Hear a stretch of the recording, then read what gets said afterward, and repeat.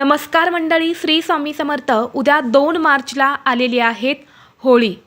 होळी हा सण आपल्या हिंदू धर्मातील अतिशय महत्त्वाचा सण मानला जातो, जो आपण वाईटावर चांगल्याची मात म्हणून साजरा करत असतो.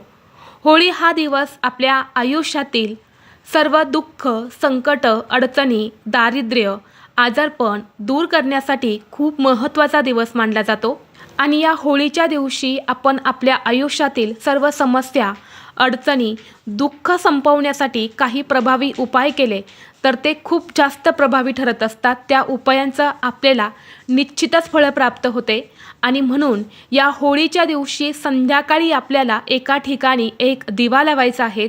हा दिवा लावल्याने घरातील भांडणे, बाहेरील बाधा, शत्रुत्रास, इडापिडा नष्ट होऊन कुटुंबावर कधीच वाईट संकट येणार नाहीत. घरात अखंड लक्ष्मी नांदेल. हा दिवा लावल्याने घरातील नकारात्मकता दूर होऊन सुख समृद्धी येईल, ज्यामुळे घरात लक्ष्मी प्रसन्न होऊन जीवनातील आर्थिक संकटे दूर होतील.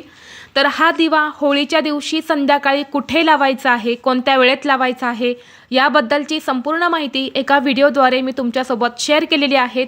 तो व्हिडिओ पाहण्यासाठी या व्हिडिओच्या खाली जो छोटा त्रिकोण दिसत आहे त्या त्रिकोणावरती तुम्ही क्लिक करा, म्हणजे योग्य ती माहिती तुमच्यापर्यंत येईल. धन्यवाद. श्री स्वामी समर्थ.